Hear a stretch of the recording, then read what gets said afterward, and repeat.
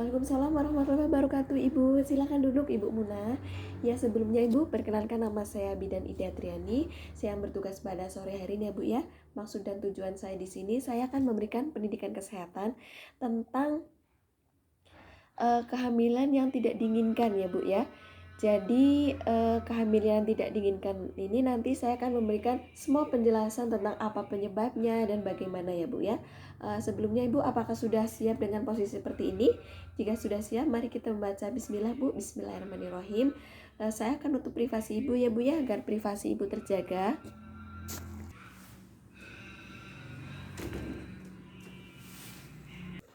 Iya Ibu, mari kita mulai saja ya Bu ya, karena privasi Ibu sudah terjaga dengan saya tadi menutup pintu ya Bu ya.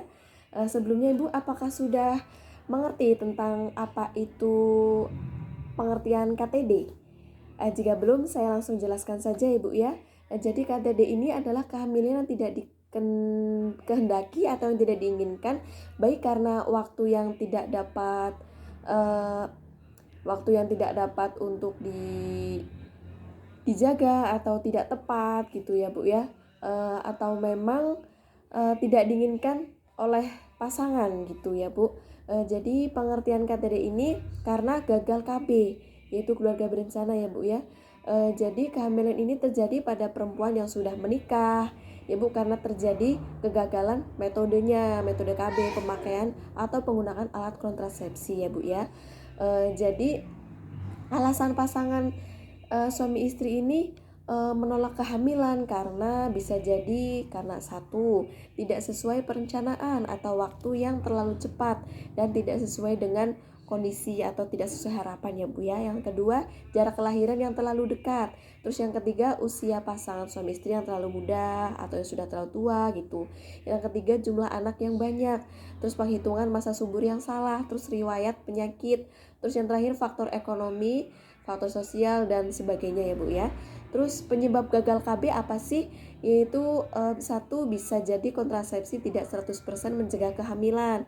Terus yang kedua ini tidak mengikuti petunjuk pemakaian penggunaan alat kontrasepsi dengan benar ya Bu ya. Terus yang ketiga, penggunaan kontrasepsi yang tidak konsisten atau berganti-ganti ya Bu ya. Terus selanjutnya penghitungan masa subur yang salah.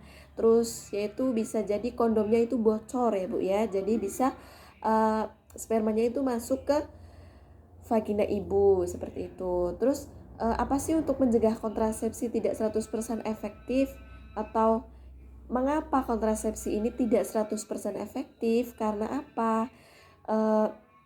Bahwa ini kontrasepsi adalah alat atau metode yang digunakan untuk mencegah kehamilan yang mempunyai kekurangan bahkan kegagalan, serta tingkat efektivitas tidak hamil atau tidak bisa ini juga 100% ya Bu.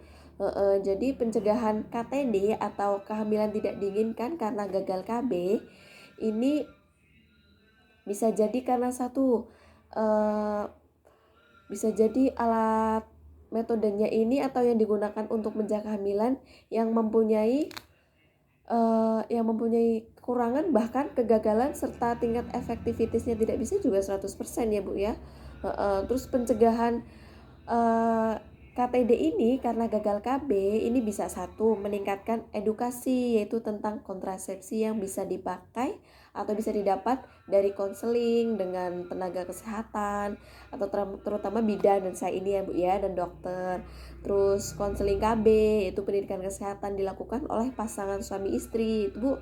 Terus bukan hanya salah satu saja tapi pasangan suami istri yaitu bapak dan ibu gitu. Terus memilih kontrasepsi yang menyesuaikan kondisi pasangan suami istri atau terutama kesehatannya ya Bu ya.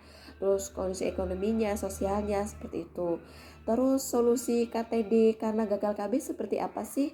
Yaitu satu, meneruskan proses kehamilannya, yaitu bisa yang kedua ini jika terdapat masalah kesehatan maka konsultasikan dengan tenaga kesehatan, bisa bidan atau dokter gitu ya Bu.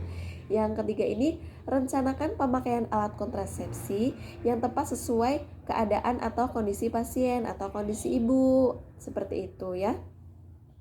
Ya Ibu, setelah saya jelaskan semuanya pendidikan kesehatan tentang KTD ini atau kehamilan tidak diinginkan ini, apakah ada yang belum mengerti atau ada ini yang ditanyakan pada ibu?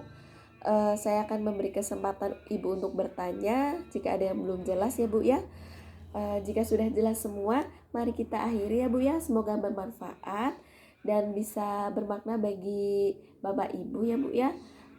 Sebelumnya saya akan menanti mendokumentasikan hasil Penkes hari ini ya Bu ya. Lengkap yaitu ada nama ibu, nama saya, jam saya Penkes hari ini, terus hasilnya bagaimana dan tanda tangan juga ya Bu ya. Mari kita akhiri. Wassalamualaikum warahmatullahi wabarakatuh.